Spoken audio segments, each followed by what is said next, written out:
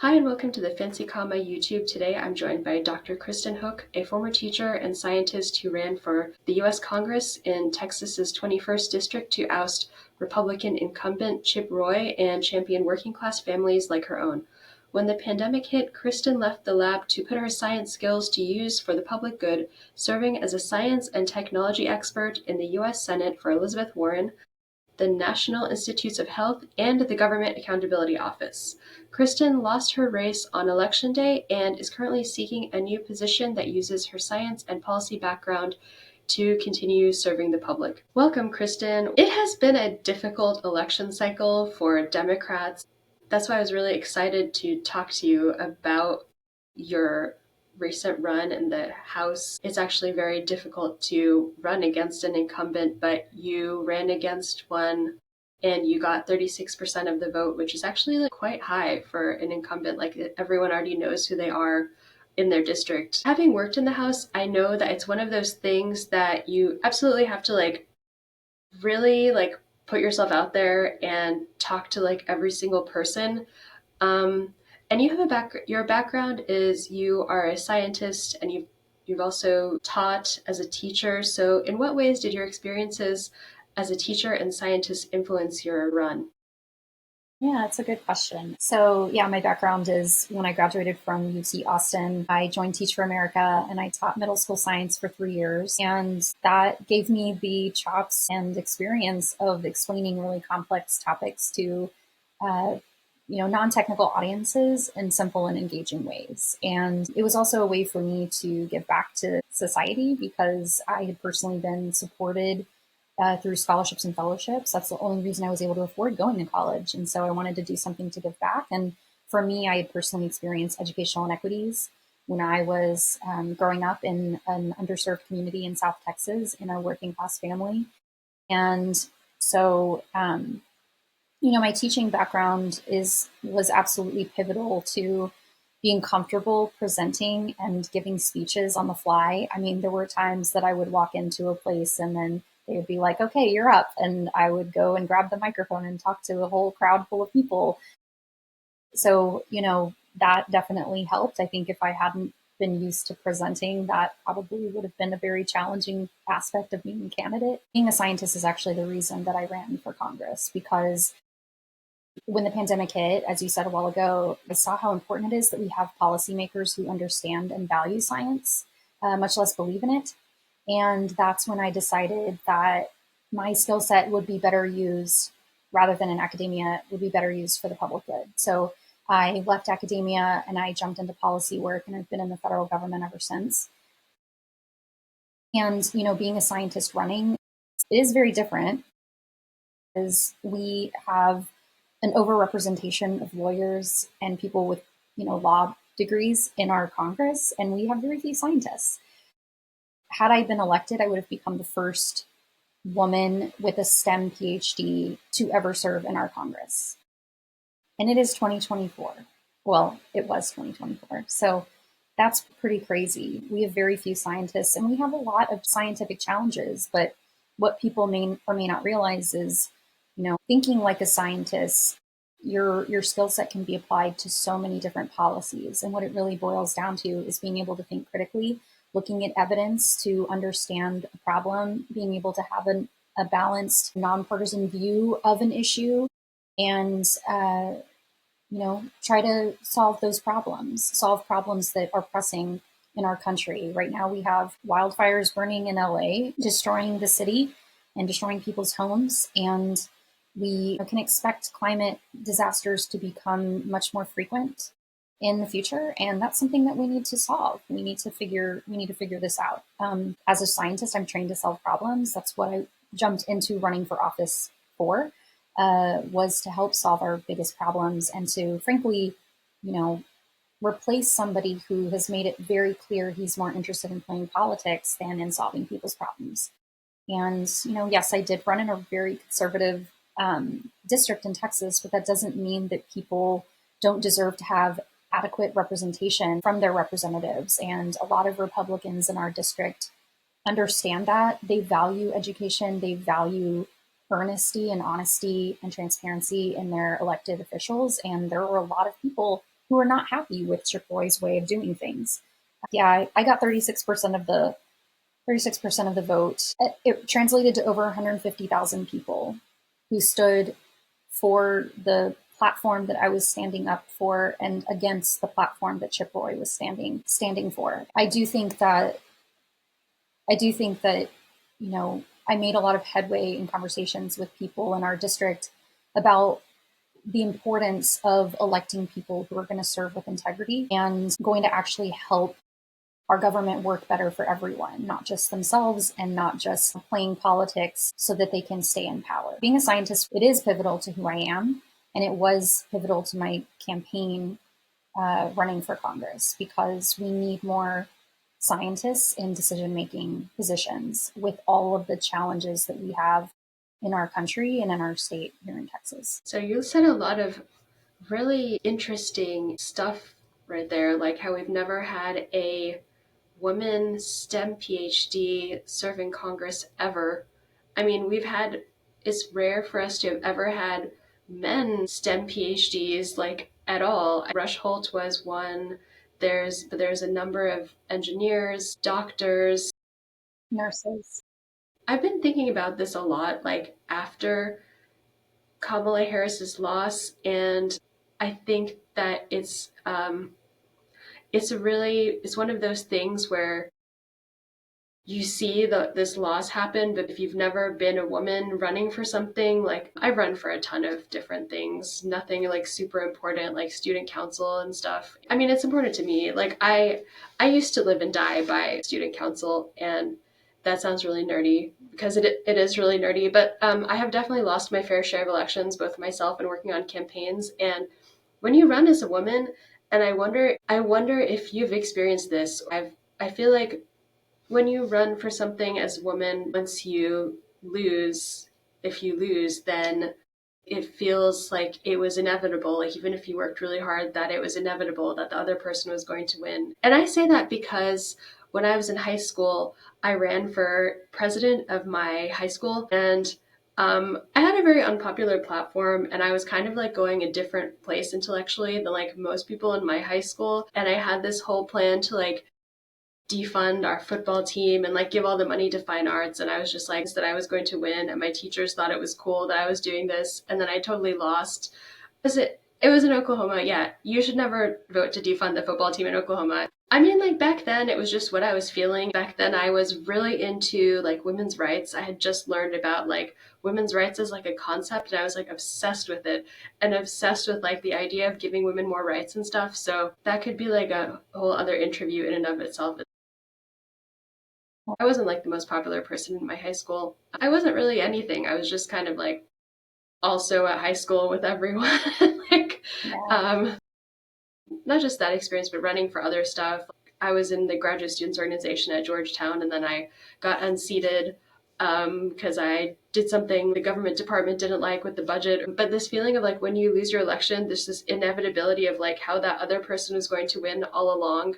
Did you feel that? What was it like to lose the campaign as a woman in STEM? I guess I'm wondering, like, did you feel that like the another example is when Donald Trump was, so I watched the election on election night because I helped work to elect Kamala Harris in Arizona, and I was like up all night, 2 a.m. or so my time. Donald Trump got on stage and he just gave this speech, and I wasn't even convinced that he had won by then, but the numbers were just all in his favor. So he just went on the stage, and I think he was in shock. Like everyone was like in disbelief. He was just like, look at this mandate we've gotten from the people. And it turned out to not be a mandate. It was just the majority of the electoral votes. Like when you look at the popular vote, it's like 50-50. It's like a coin toss basically. But then he took it to be inevitable that he would be the candidate. And I feel like that's something that happens with women running for leadership positions, is just like the man that's overconfident just like announces that he's like the chosen candidate. So like,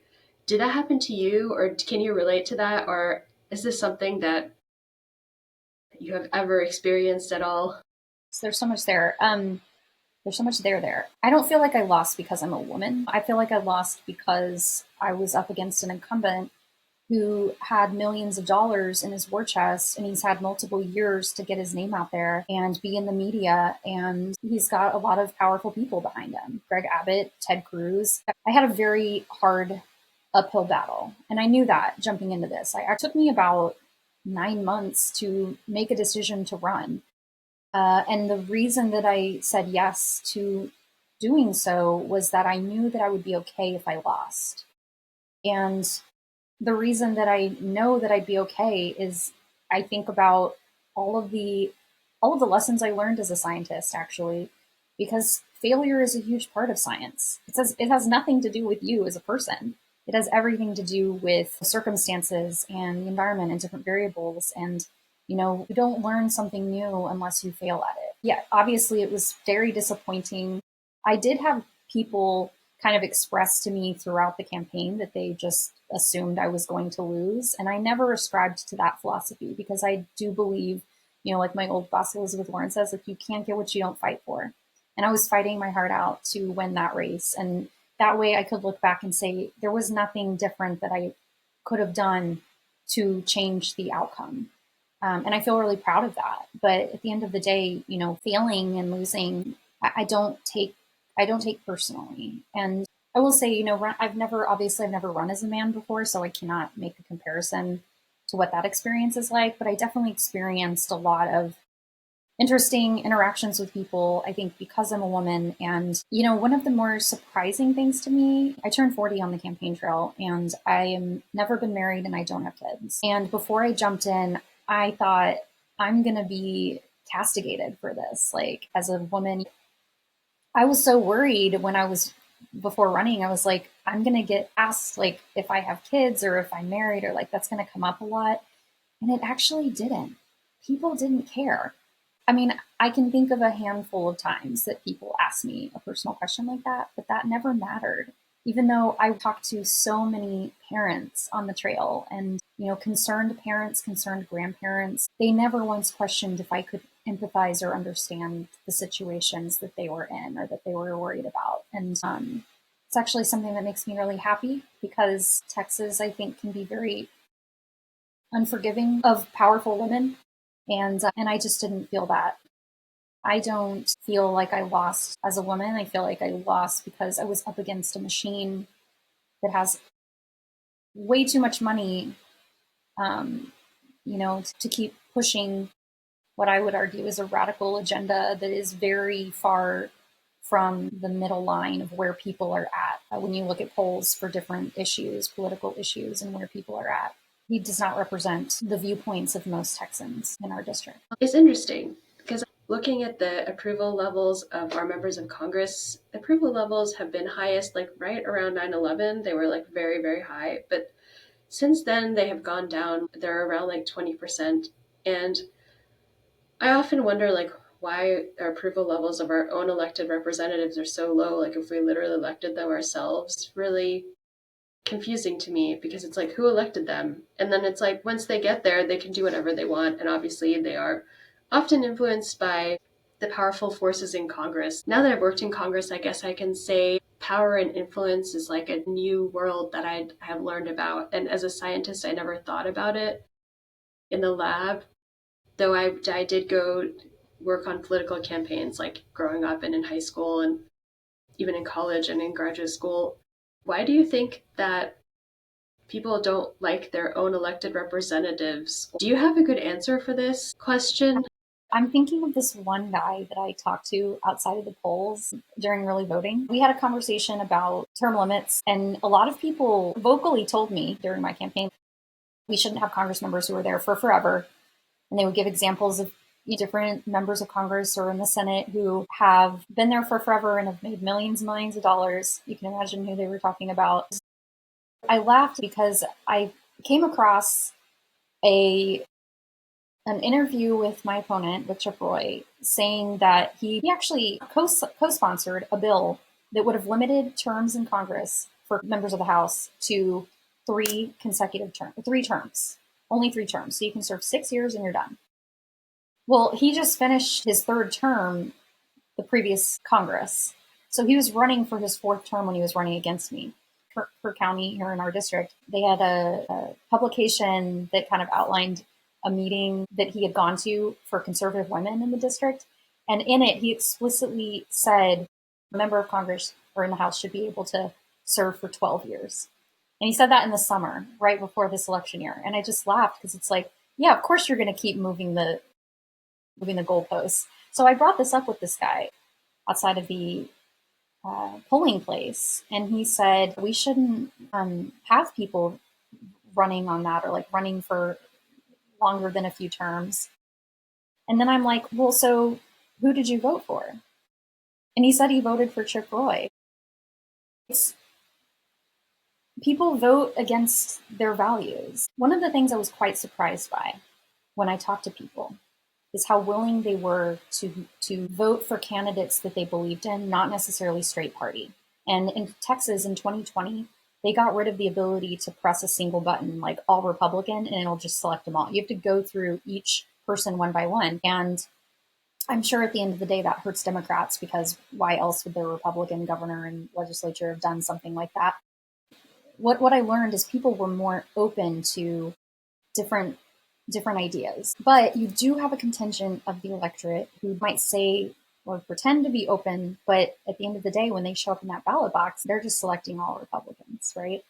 And I think that's kind of what the phenomena is that we're seeing in the Hill Country here in Texas specifically. And there were several people that I came across who told me, well, I vote Republican because that's how my family votes. You know, it's cultural for them. The way that I approached canvassing, door knocking, was I introduced myself and I'd ask what issues are most important to you this election year, and had very deep, honest conversations with people all across the political spectrum. And a lot of those folks, hopefully I learned from them, they learned from me, like we really gained something from that conversation. I want to believe when I met them, when they told me they would vote for me, that they did. But I can't discount that some people just showed up in the ballot box and then just did what they reverted to normally, which is just to vote all Republican.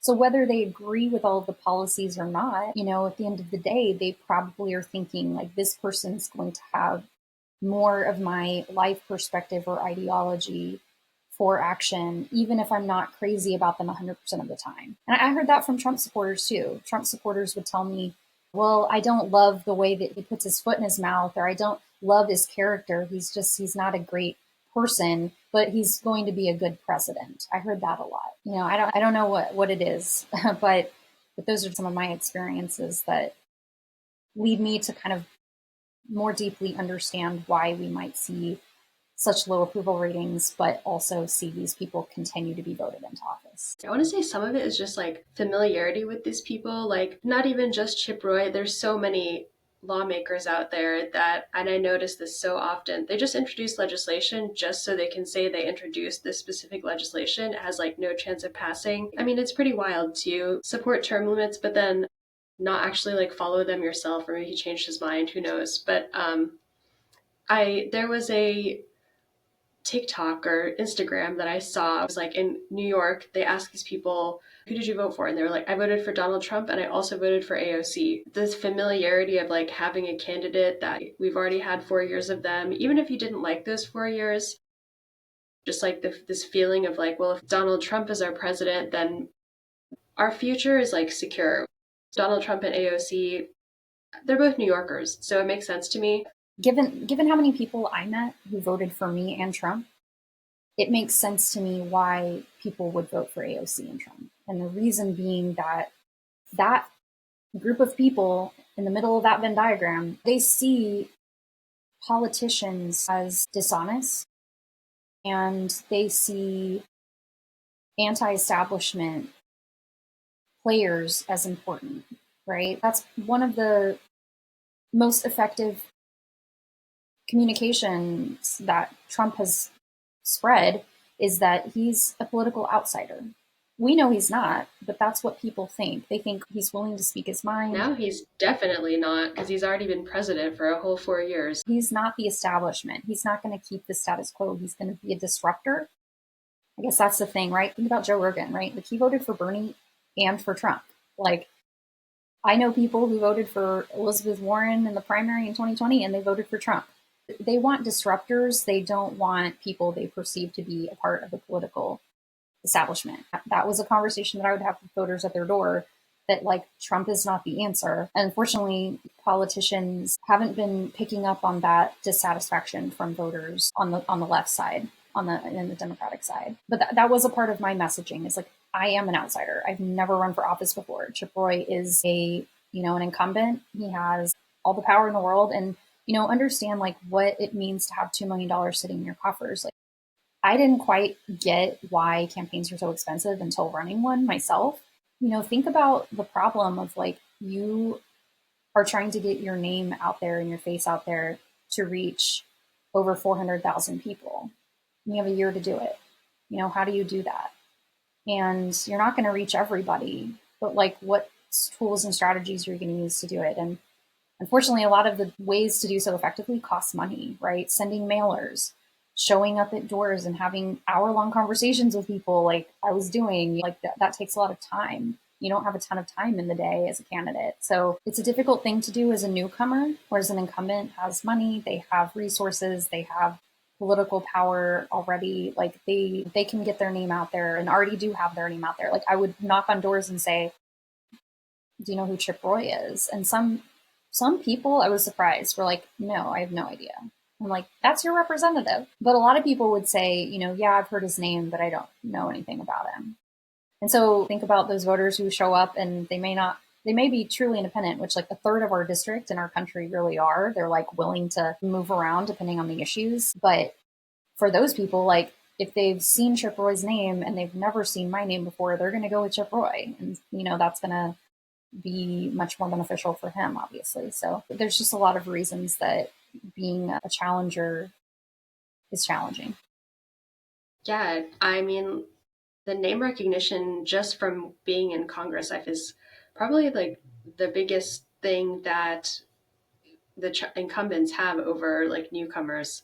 But then I think like after watching what happened in the national election, um, and seeing the way that Kamala Harris said, I will put my record next to Donald Trump's every single day, and just knowing deep down in my heart that that has never worked for women, because people don't elect a candidate for president or for really anything. I mean, like, taking aside the incumbent piece, which is already very difficult, now I feel like there's another layer for me. Honestly, a lot of times doing different things as a scientist, sometimes because I know there's obstacles for women, I just don't do them. It's very pragmatic from my perspective, because you gotta fearlessly, ruthlessly prioritize and guard your time.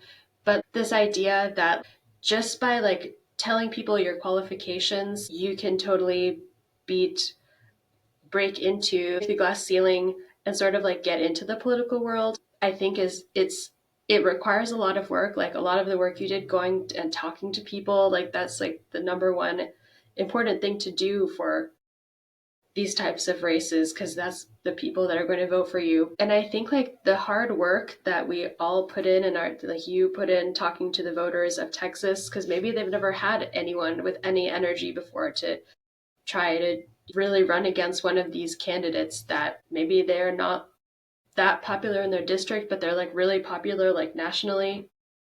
I think it's really cool that you ran for Congress. It just sounds like a cool thing to do, but it sounds like you did this just despite all of the downsides. So were there any like good parts about the campaign? What were the highlights of the campaign, and what were the lowlights of the campaign? Yeah. So as you were just talking about people maybe not having somebody running in an area that they haven't had somebody with that energy before, I'm thinking back to the people I talked to who, when I knocked on their door, they were so excited to have me at their door. And they were like, I've never had a political candidate come to my door. And that's crazy. Like, these were older folks. Like, I just, I got to reach so many people, which I would say is one of the highlights of the campaign, is just how many people I got to meet, how many people I became friends with. And honestly, I looked at this past year as a gift to myself too, to just understand people more and get out and talk about politics and like push for the things I believe in, but also just as a growing experience for myself, which it absolutely was. Like, I am not the same person that I was a year ago before I ran this race. There were just so many wonderful people who pour their energy into volunteering for democratic causes. And I'm so thankful that I had the opportunity to meet them, to work with them, to champion them. I loved talking to people and hearing people's stories. I loved flipping Republicans, talking to Republicans who were surprised to learn like how many values we share and that they were not going to be voting for Chip Roy. I love surprising people. Honestly, blackwalking was my favorite thing. Like, it just gave me so much energy to go, and you never know who's behind a door. You never know who you're going to meet, what story you're going to hear, how they're going to make you feel, how you're going to make them feel. It's just complete unknown, and that's so cool and exciting to me. So I'd say those were kind of some of the high points. I feel like running for office really shows you the best and the worst of humanity.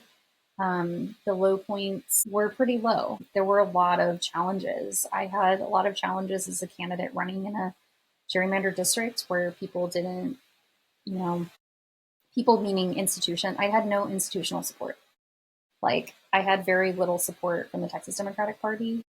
And it was really hard to watch them pour all of their efforts and energy and attention to a few other races and completely ignore mine.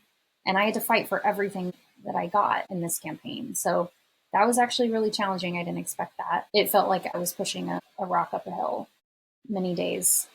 And they were long days. I mean, it was physically challenging. Like, I calculated, I worked 5,000 hours over the past year. I took 6 days off the entire year, and I forced myself to do that. I worked so hard, 14-hour days. And if you look up like what a typical full-time job is in a year, you work 2,000 hours. So I did 2.5 years worth of work in 1 year. And yeah, that honestly will do you in. Like, I didn't have time to like take care of myself. I didn't have time to exercise. I didn't have time to like eat normally or hydrate. I kind of became a robot. And that was one of the more challenging parts of the campaign and coming down off of it. Frankly, it's taken me a few months to feel like a human again after that. But yeah, I'd say the challenge of like being a no-namer, a newcomer, and having to force your way into the room and make people listen to you. There were a lot of skills, though, I learned as a scientist that actually I think served me very well in this, because when I was a grad student, I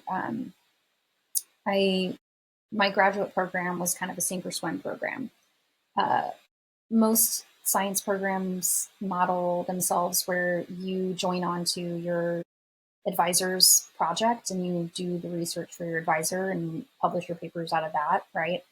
In my program, we were basically mini professors. I developed my own research project. I had to get my own funding for it, and I had to start it from scratch. And I hired, like worked with undergraduates that I trained and recruited them. There were so many different skill sets to doing that actually served me very well in this campaign, just because you're really starting a business from scratch. And I've never run a business before. So it's like so many things to learn all at once, while also keeping up with the news, while also like just trying to not go crazy because you have a million things to do and like 2 minutes to do it. But yeah, I think like a lot of skills scientists have actually would serve someone well who wants to run, because there's a lot of decisions to make. And if you're basing it off of evidence and kind of, there's a lot of data that goes into campaigns, and most candidates, I don't think, have that data background or, evidence driven background. But as a scientist, it probably changes the game a little bit, being a candidate. So I guess before we move on, I want to say that what happened like right after Kamala Harris lost the election, the national election, I wrote a guide to scientists that are interested in getting involved in political campaigns, and I'm going to link that in the description box of this video, because that is one of the first things I did. I was just like, I looked at the results and I was like, where are the scientists? Scientists are so like smart and useful. We fit in so many places, but the political space isn't a place that they normally are in. And it's weird because the moment I stepped onto Congress after spending like 10 years just exclusively being a lab caterpillar, I guess you could say, it was just a totally different world. And I think you could say the same and at a greater level for like running for Congress, because it's very face to face in a way that science isn't, and very relational in a way that science typically isn't, because it's like focused on data more, but we can take some of like the data science. Like there's a whole white paper about how the Democrats use data to do things, and like scientists could totally have a greater space in this arena because it's also so important, and people love scientists. Like think about like Albert Einstein.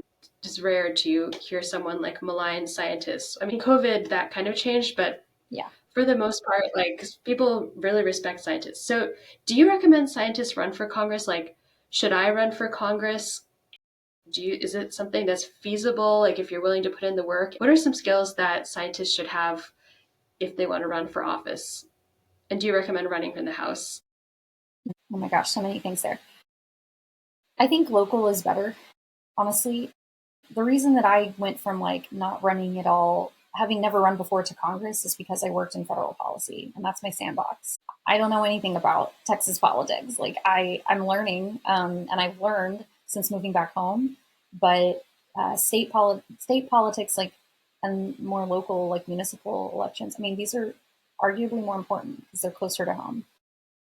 So I would say find the niche that's important to you, for where you want to run and like the kinds of policies that you want to work on. I would approach it from a like, what issues do you want to impact? What impact do you want to have? And then work backwards from there. But I would argue that the bigger impact you can make is local and state, not federal. I, I'm an extrovert. I'm an extroverted scientist. I know not a lot of scientists are.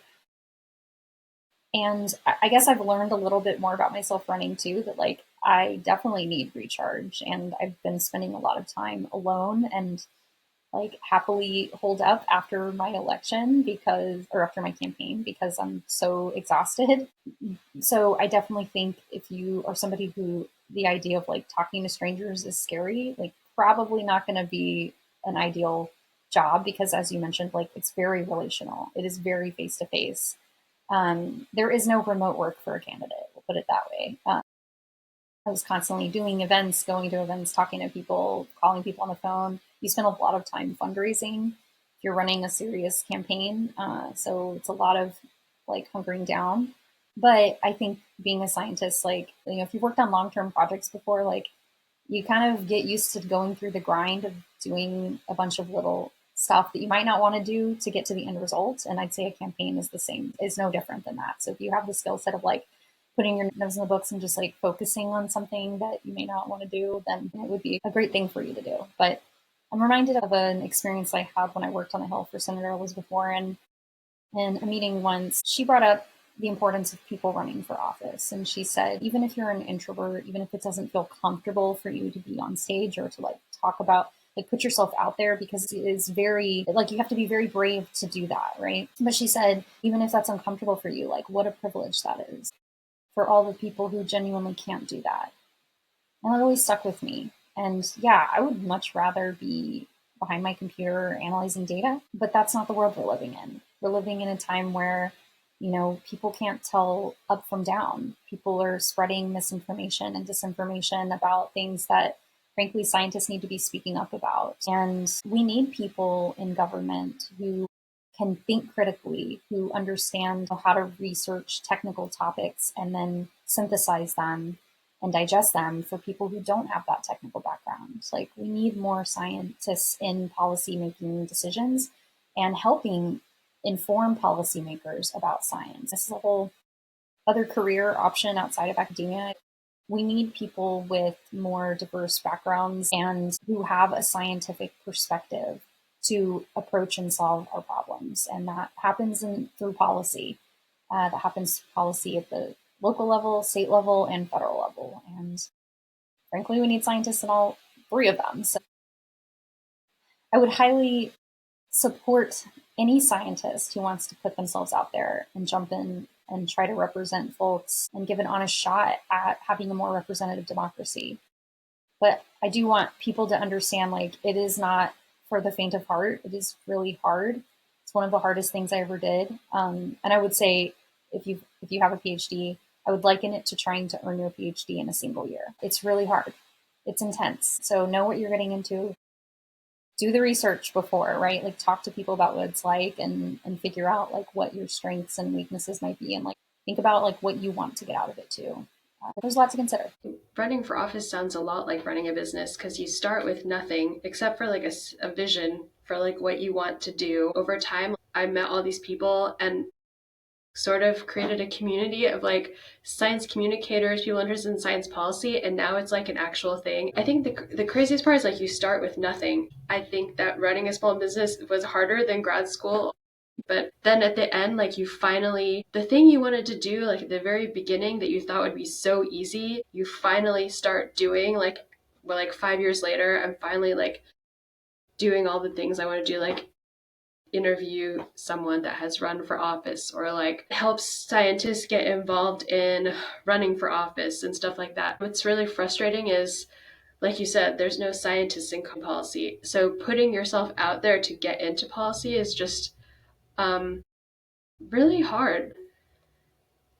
I really feel like we should all, as scientists, we could be putting ourselves out there more so that even if we don't necessarily like want to, but just to be involved and apply our skills and to help kind of shift the political narrative because the prevailing political narrative is dominated by maybe like five people, and they're not, none of them are scientists. Like I think Elon Musk has an economics and physics degree undergrad. Today I logged on to Twitter and Elon Musk was just tweeting about the birth rate and how we should all have kids. And it's like that's not the narrative that I really see like empowering the people in the US. And I just feel like we could be doing so much better. I feel like we're just almost broken the glass ceiling. We really just need to break the glass ceiling. Something has to change. So I think there are a lot of opportunities outside of running for office for scientists, and some resources that I would suggest are the Union of Concerned Scientists is a nonprofit organization. They have a list of ways to be an advocate. We can form groups of scientists across the country, like leading the March for Science, right? Like that came together from the grassroots, from scientists who are fed up with what's been happening in our political landscape. There's also like organizations like AAAS, that's who I did my science and tech policy fellowship with, that put me in government in the first place. There's all kinds of opportunities for scientists to work in government, to have an impact.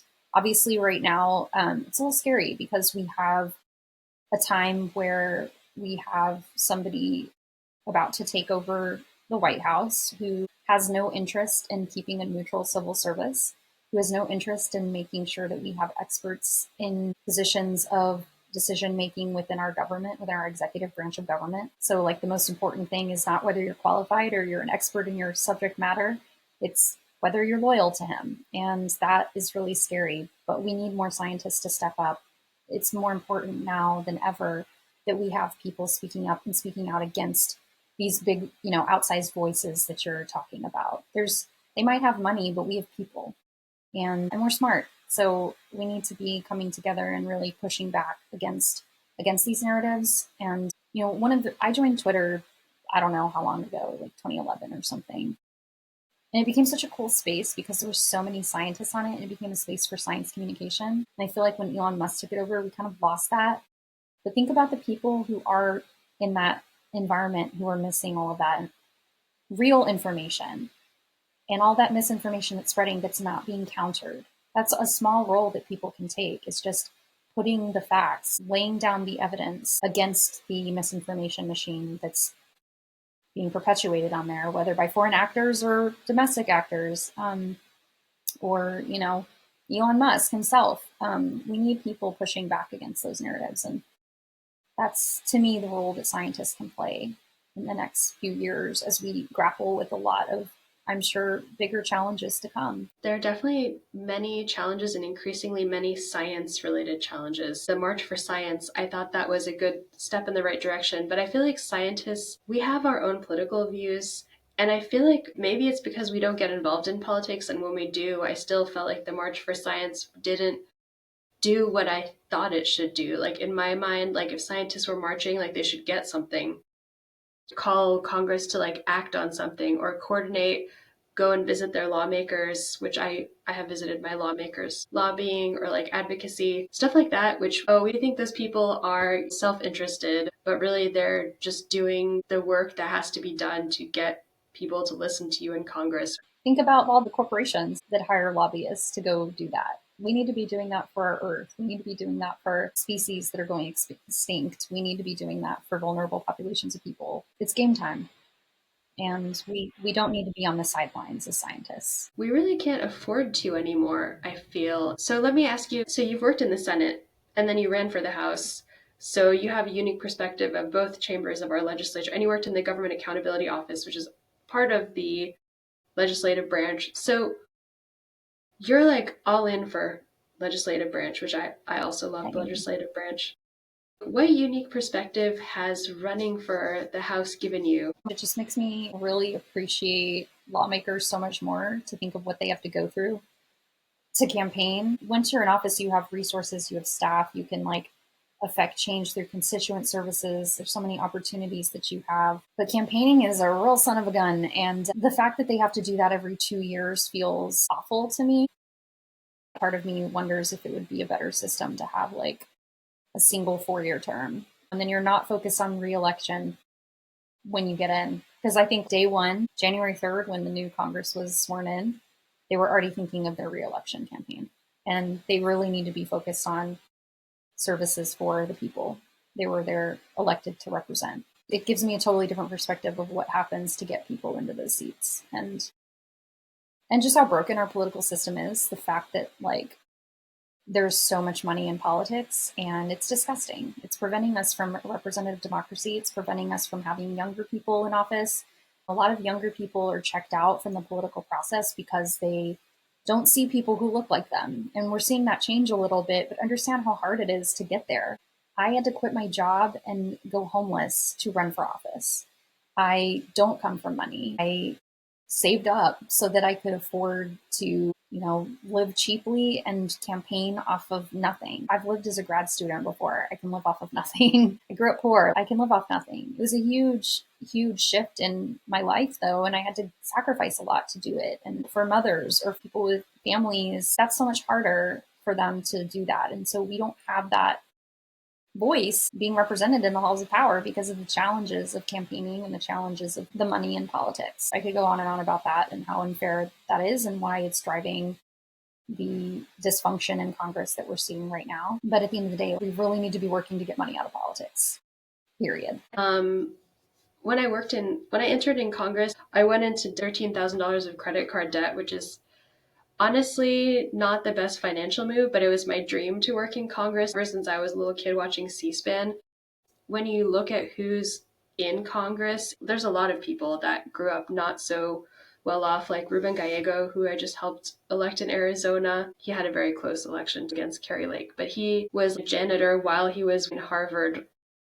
There's stories like that, but for the most part, like even when I went to Congress to work there, I'm a public school kid. I went to MIT after going to public schools, but fundamentally, I'm not that type of like rich elite. But I feel like those are the kinds of people that are interns because you don't get paid as an intern, and also the kind of people that mostly work in Congress, because if you have to invest so much resources to just get elected to Congress, we'll only have like people like that in Congress because other people that may want to be in Congress can't.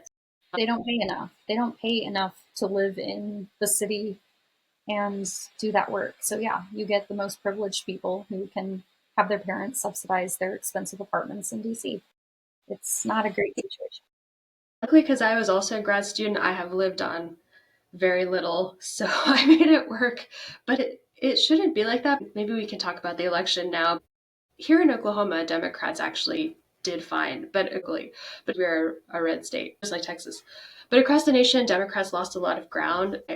Ongoing take on the post 2024 election is like politics isn't something you do for the glitz and glamour, but just something we do for our political process to happen. And every 4 years, it's totally chaotic and changes. And with rare exceptions, it's never like exactly what I want it to be, but it just works somehow. So that's what I'm kind of taking away from this is like, I did not predict the results of this election on any level, but it worked. It was we picked some people, and now I took some time off after I volunteered with Kamala, and I was also founder of Scientists for Harris, which apparently one of our members told Kamala Harris that there is a Scientist for Harris, so she has apparently heard of us, and so I'm waiting for her to announced that she's running again, so we can start Scientists for Harris back up again. But Mom was a scientist, a woman PhD, right? That's really cool.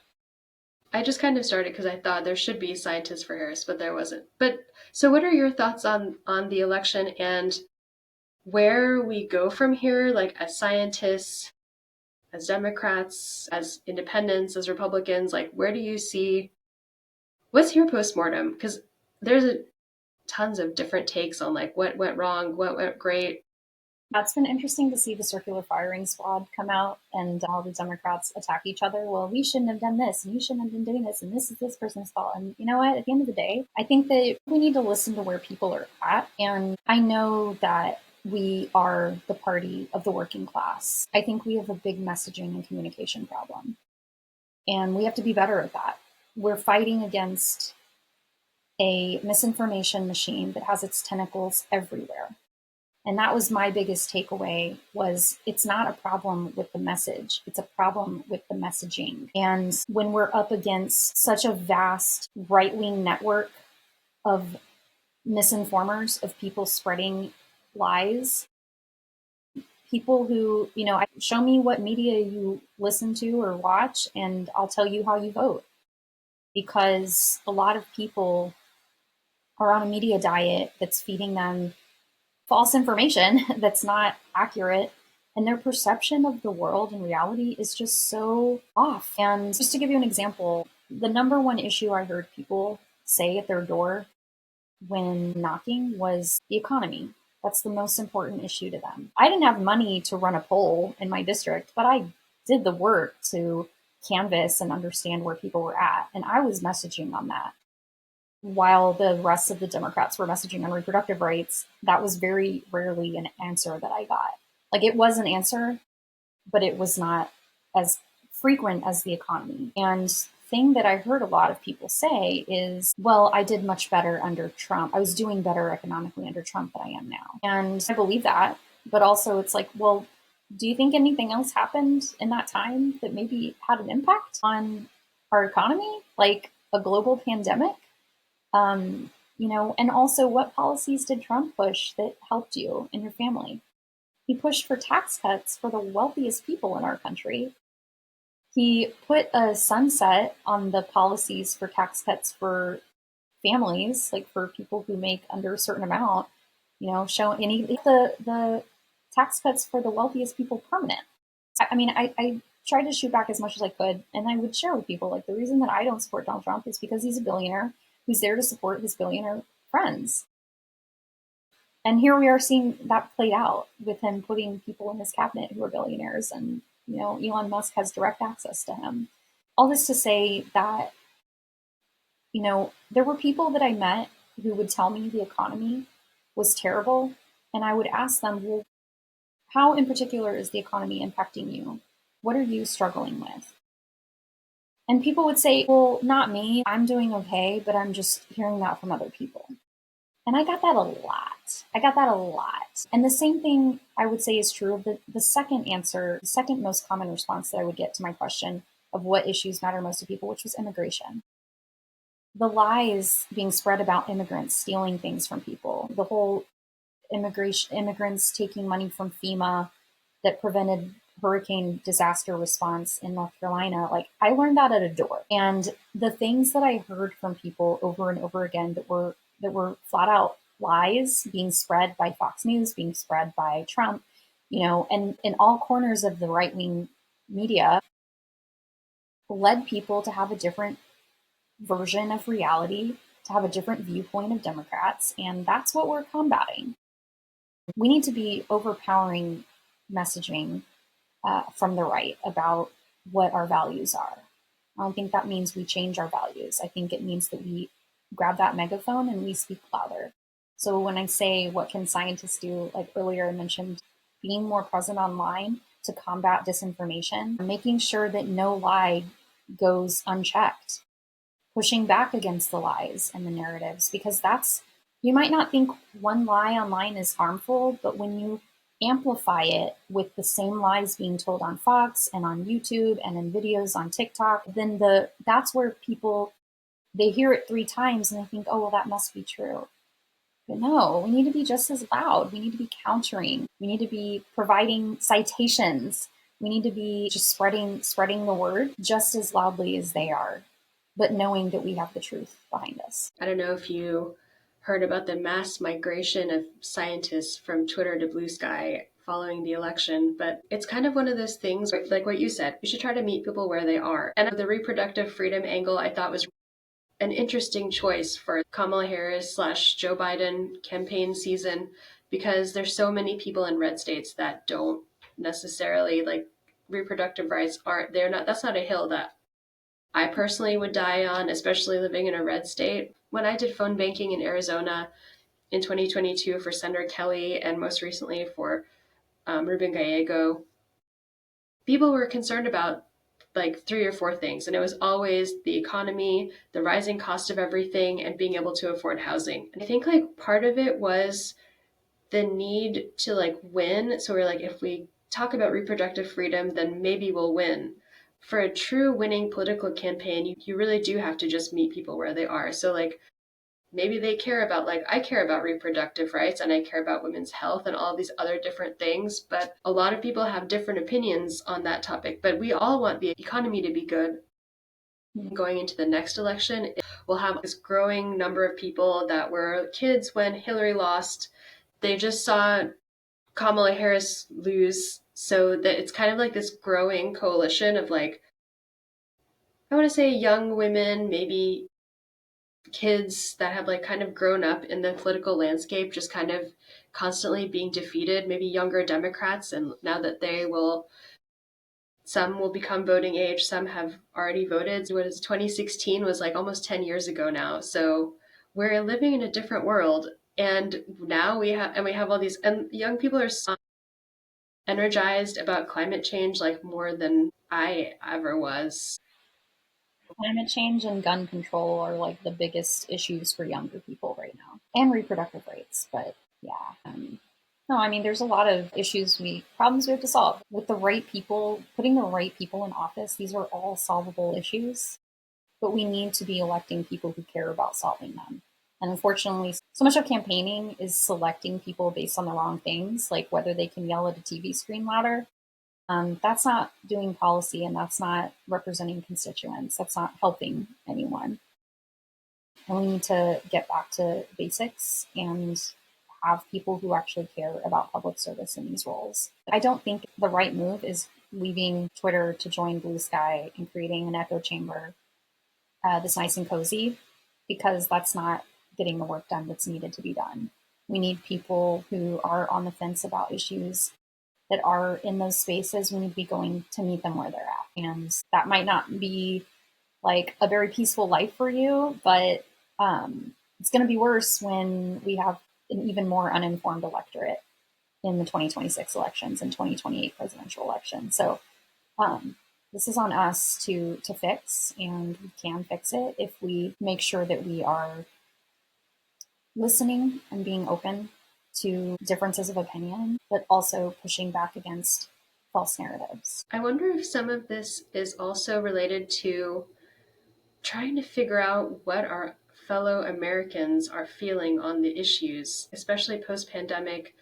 I just get this impression that people are tired of science and they're tired of listening to scientists. Do you think we need to like, one of my challenges moving forward from the Harris campaign is trying to figure out a way that I fit into the current time? Because how do I say this? Like, we're in our second Trump era, and it's a lot different than the first one, and the challenges are much different, but we have the same person. So I'm trying to be like, well, I can totally roll with the second Trump presidency. Like, I actually voted for Donald Trump in 2020 for a whole bunch of reasons that I'm constantly talking about on here, and like because of Operation Warp Speed and his views on like intellectual property. To me, the narrative is one where Democrats feel like we can do all of this stuff, but then they just forget that there's like this whole other half of the country that just doesn't agree with them.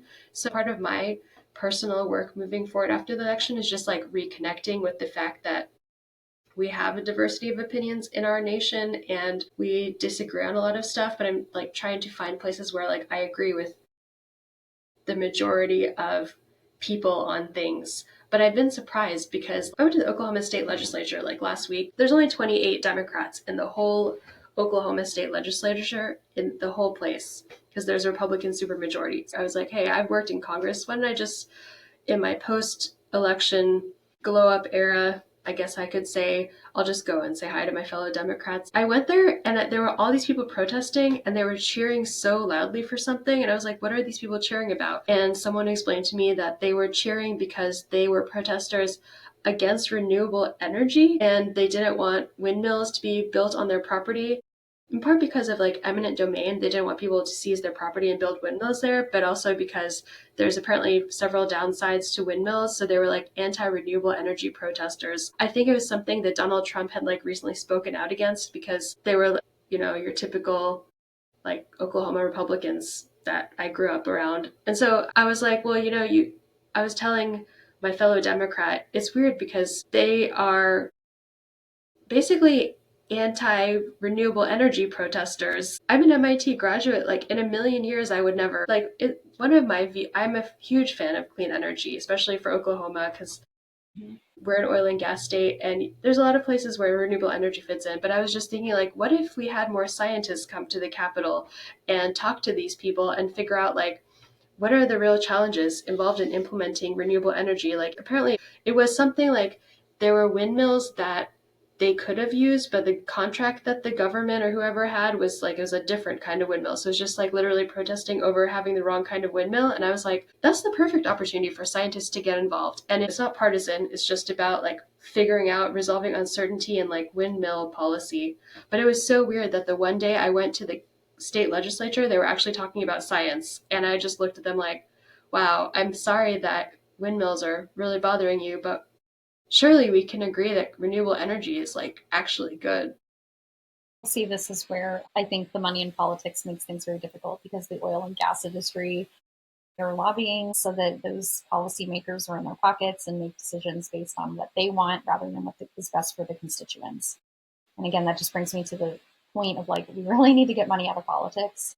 And those corporations shouldn't have an outsized voice and role in the heads of our policymakers just because they have more money. Absolutely. Everyone could lobby their policymakers. Every scientist should, get involved with a group and lead a day to go up to your state capitol and lobby.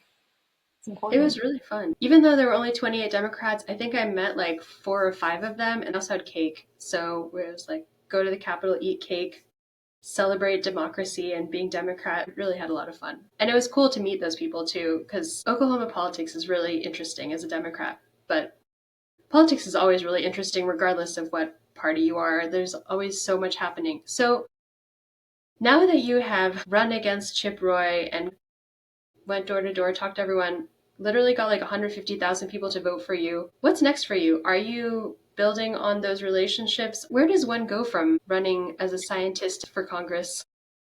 I'm trying to figure that out. I've obviously developed a whole new skill set, running an organization, fundraising, developing networks, organizing. So I'm applying for jobs. I'm on the hunt for a good fit for me that's based on my values, that also makes an impact and is geared toward the public good. So still in the process of applications, and I feel very fortunate. Like I really have taken a lot of time off since the election to just regroup and figure out what I want to do. And I'm still very much in the early days of that process. I don't know when I'm going to feel fully recovered from running for office, but I'm definitely in a better place now than I was, the first week after the election.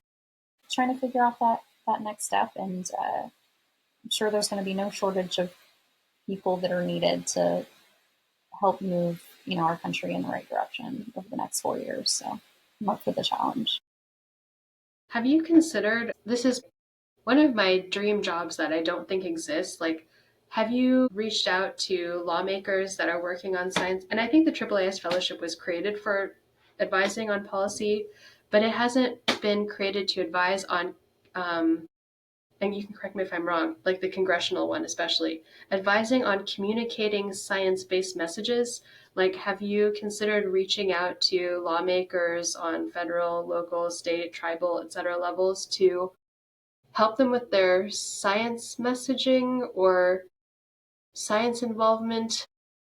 No, AAAS does have a mass media fellowship that's really geared towards science communication and getting scientists in journalism roles. So I feel like that kind of hits that niche. But most teams, staff on the Hill, like they're pretty small workshops. It's really hard to devote a single person, especially in the house where resources are limited, to just communicating science. So don't know that, unless AAAS would be willing to give, or like their sponsored fellowships or something to do that. I feel like that could be, somebody who's shared among offices to help them with messaging, but it's really hard to share staff. So I don't know. I don't know what the answer is there, but we definitely need Yeah, more science communicators though, for sure.